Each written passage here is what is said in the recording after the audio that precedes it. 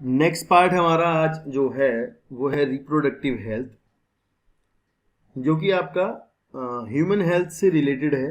Reproductive health मतलब ये यहाँ पर आपको बताया जाएगा कि सोसाइटी में, एक सोसाइटी के अंदर लोगों की जो मेंबर ऑफ द सोसाइटी हैं उनकी रिप्रोडक्टिव हेल्थ का सही होना कितना ज़रूरी है, कितना रिस्पॉन्सिबल है, ये कितना रिस्पॉन्सिबल बात है कि एक पर्सन जो है रिप्रोडक्टिवली सही है, ठीक है ना, और they are aware about the everything, मतलब दे आर अवेयर कि क्या क्या होता है, क्या क्या हो सकता है, इन बातों के लिए अवेयरनेस। तो यहाँ आपको छोटे मतलब थोड़े से पैराग्राफ में ये समझाया जाएगा कि मतलब आप लोग, मतलब जो समाज है वो किन चीज़ों के लिए अवेयर होना चाहिए, ठीक है ना। तो चलिए शुरू करते हैं। यहाँ पर शुरू से लिखा है कि as we have seen the process of sexual maturation is gradual and takes place while general body growth is still going on. जैसे जैसे बॉडी की ग्रोथ आपकी चलती रहती है उसी के साथ साथ आपका जो सेक्सुअल मैच्योरेशन है वो भी होता रहता है।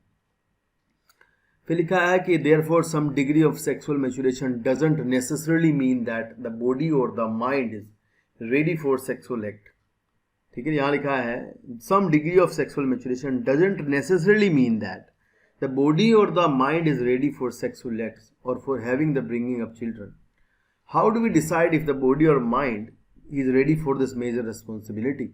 ये कैसे डिसाइड होता है कि जो है संतान होनी चाहिए या नहीं होनी चाहिए, मतलब इसकी रिस्पॉन्सिबिलिटी कैसे आती है, कैसे डिसाइड करता है ये कि इस मेजर रिस्पॉन्सिबिलिटी के लिए आप तैयार हैं या नहीं है। All of this remind under the different kind of pressure about these issues, and there can be pressure from our friends for participating in many activities whether we really want to or not, चाहे हम जाना भी चाहते हैं नहीं भी जाना चाहते हैं। and there can be pressure from family to get married, शादी करने के प्रेशर होते हैं, and start having children, बच्चे होने चाहिए ये लोग कहते हैं। there can be pressure from government agency to avoid having children, ठीक है, गवर्नमेंट एजेंसीज का प्रेशर रहता है कि ऐसा ना करें, मतलब कि चिल्ड्रंस हों, ठीक है ना। And it situation making choice can become very difficult, यहाँ सिचुएशन जो है डिफिकल्ट हो जाती है, ठीक है। नेक्स्ट लिखा है कि we must also consider the possible health consequences of having sex. We discussed in class 9 that disease can be transmitted from person to person in a variety of ways. Since the sexual act is a very intimate connection of bodies, it is not surprising that many disease can be sexually transmitted. तो आपसे यहाँ से जो एक question बनेगा वो केवल ये होगा कि भैया कौन सी डिजीज या फिर 4 बीमारियों के नाम बताइए जो कि आपकी सेक्सुअली ट्रांसमिटेड होती हैं, ठीक है ना। तो आपको यहाँ से बताना है गोनोरिया, सिफिलिस, ठीक है, ये these are the bacterial infection. अगर आपसे ये पूछा गया कि दो बैक्टीरियल डिजीजेस के नाम बताइए जो आपकी सेक्सुअली ट्रांसमिटेड होती हैं, उनके नाम बताइए। अगर आपसे पूछा गया कि वायरल डिजीज के नाम बताइए तो आप बताओगे जेनाइटल वॉर्ट्स और HIV एड्स, ये 2 बता दोगे, ठीक है। जो मैंने यहाँ पर जैसे लिखा है कि अगर आपको पढ़ने में आ रहा है कि बैक्टीरिया की अगर बात करते हैं तो गोनोरिया का जो बैक्टीरिया है, गोनोरिया का बैक्टीरिया का नाम मैं लिख देता हूँ यहाँ पर, उसका नाम होता है नेज़ीरिया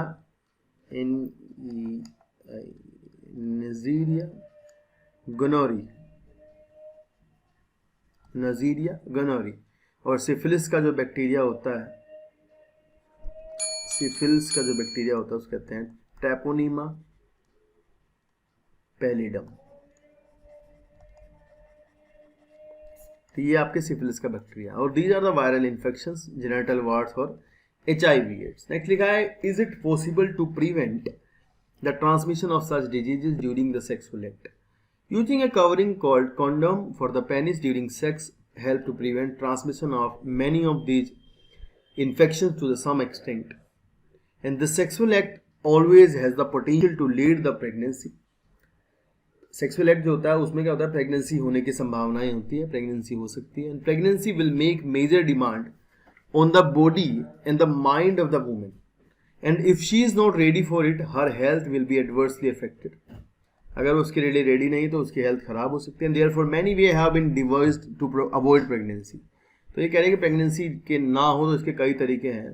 these are the contraceptive methods fall in the number of categories. कई इनको क्या कहते हैं, कॉन्ट्रासेप्टिव मेथड्स कहते हैं। अगर आपसे पूछा गया कि कॉन्ट्रासेप्टिव मेथड्स क्या होते हैं तो आप बताओगे कि to avoid the pregnancies are those methods are used, they are called as contraceptive methods.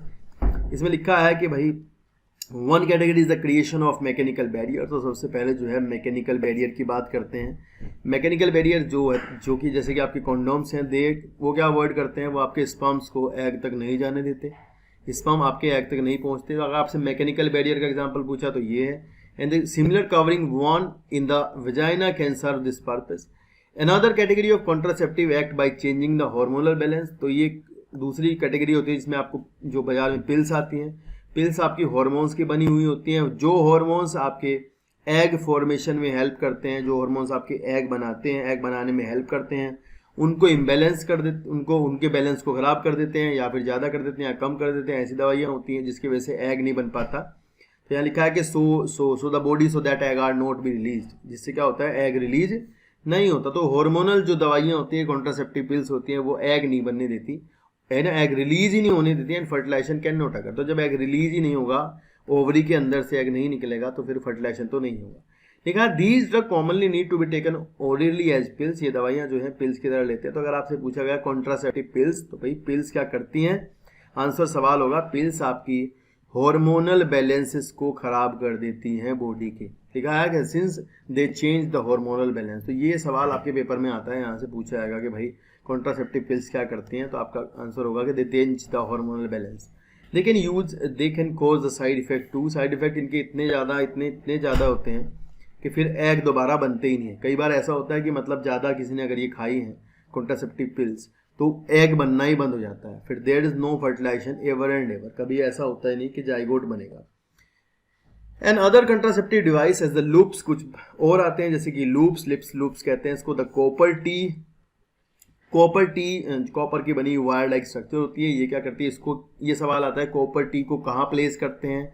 हाँ, कॉपर टी कहाँ, यूट्रस में प्लेस की जाती है, जो जहाँ पर यूट्रस में इम्प्लांटेशन को खराब कर देते हैं, इम्प्लांटेशन नहीं होती, या फिर इम्प्लांटेशन सॉरी, ये क्या करते हैं कॉपर टी, ये आपका कॉपर आयन रिलीज करते हैं। कॉपर आयन जो होते हैं जो स्पर्म्स की मोटिलिटी को खराब कर लेते हैं, स्पर्म्स को चलने को रोक देते हैं, ठीक है ना। तो ये इसका आंसर होता है। ये क्या करते हैं, reduce the motility of the sperm की मोटिलिटी को स्पर्म की रोक देते हैं, वो चलते ही नहीं है, मूवमेंट ही नहीं होता है। ठीक है, again they can cause side effect due to irritation of the यूरेटस। इसके साइड इफेक्ट पूछे जाएंगे आपसे। एंड इन वास डिफरेंस आपको बताया था, the male is blocked, sperm transfer will be prevented. In the fallopian tube in the female is blocked, the egg will be not able to reach the uterus. तो अगर आप mail में और female में करना चाहते हैं तो यहाँ आप जो है वैसेक्टोमी और ट्यूबेक्टोमी कर सकते हैं, दो चीज़ें कर सकते हैं। वैसेक्टोमी में हम करते हैं, अगर हम बात करते हैं वैसेक्टोमी की, तो वैसेक्टोमी में हम क्या करते हैं, वैस डिफरेंस जो होती है, जैसे ये टेस्टिस है, इस टेस्टिस से स्पर्म लेके जाती है वैस डिफरेंस। अगर हम इस वैस डिफरेंस को यहाँ से काट दें, ठीक है, काट दें या फिर इसको इस तरह से टाई कर दें, बांध दें, ब्लॉक कर दें, तो स्पर्म जो है इससे होकर नहीं जा पाएंगे, आगे नहीं जा पाएंगे। तो यहाँ जरा सा स्क्रोटम में इंसीजर लगा के, कट लगा के स्क्रोटम में, उसमें से इसको टाई कर दिया जाता है या फिर इसको काट दिया जाता है, दोनों एंड को सील कर देते हैं। लाइक यहाँ से काटते हैं, यहाँ बंद कर देते हैं, यहाँ से काटते हैं, यहाँ बंद करते हैं। तो इससे क्या होगा, स्पर्म जो है आगे जा ही नहीं पाते हैं, बाहर रिलीज ही नहीं हो पाते। ऐसे ही फीमेल में भी करते हैं। जो आपकी फैलोपियन ट्यूब है, ये जो आपकी ये फैलोपियन ट्यूब है, ये जो कि आपकी एग है, इसके अंदर इसको यहाँ से काटते हैं, पेल्विक रीजन में थोड़ा सा कट लगाते हैं, और कट लगाने के बाद यहाँ से इसको या तो टाई कर देते हैं, इसी तरह जैसे मैंने बताया था, इस तरह से यूँ इस तरह टाई कर देते हैं, और या फिर आप इसको पूरी तरह काट के दोनों को अलग कर देते हैं। तो इससे क्या होगा कि स्पर्म और एग आपस में मिल ही नहीं पाएंगे। तो यहाँ लिखा है कि अगर if the vas deferens in the male is block, अगर वेस्ट डिफरेंस को मेल की ब्लॉक कर देंगे, and sperm transfer will be prevented, sperm transfer जो है वो रुक जाएगा। In the fallopian tube the female is block, the egg will be not able to reach the uterus, egg आपका यूट्रस तक नहीं पहुंच पाएगा। In both cases fertilization will not take place, दोनों ही केस में फर्टिलाइजेशन नहीं होगा। Surgical method can be used to create such blocks, इसके लिए सर्जिकल मेथड करते हैं। सर्जिकल मेथड अगर आपसे पूछा, दो एग्जांपल आप दे दोगे, वैसेक्टोमी और ट्यूबेक्टोमी। ट्यूबेक्टोमी में हम क्या करते हैं, फैलोपियन ट्यूब को काट देते हैं, ठीक है ना। और अगर हम बात करते हैं इंसीजन कट लगाते हैं और वैसेक्टोमी की बात करते हैं तो वैसेक्टोमी में आप वैस डिफरेंस को काट दोगे। वैस डिफरेंस आपको पता है कि जो कि टेस्टिस से स्पर्म को कैरी करती है। तो यहाँ लिखा है यही कि क्या लिखा है कि if the fallopian tube in the female is blocked, the egg will not able to reach the uterus, and in both cases the fertilization will not take place. Surgical method can be used to create such blocks. While surgical methods are safe in the long term, surgery itself can cause infection and other problems. थोड़ा बहुत infection कर देती है surgery भी, and other problem if not performed properly. Surgery can be also be used to removal of unwanted pregnancy. तो unwanted pregnancy को भी release करने के लिए सर्जरी करी जाती है।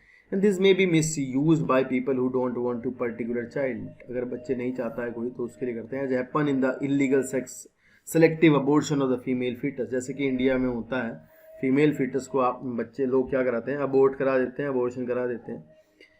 फॉर ए हेल्दी सोसाइटी, अपने यहाँ से सवाल आया है हेल्दी सोसाइटी के लिए क्या होना चाहिए। द मेल और फीमेल सेक्स रेशो बराबर होना चाहिए, मतलब जितने मेल उतने फीमेल हों, फीमेल कम हो थोड़ी सी कोई बात नहीं, ठीक है, ज़्यादा ना हो, मतलब ऐसा ना हो कि बहुत ही कम हो जाए, 1000 पे 100 600 हो जाए, ऐसा नहीं होना चाहिए।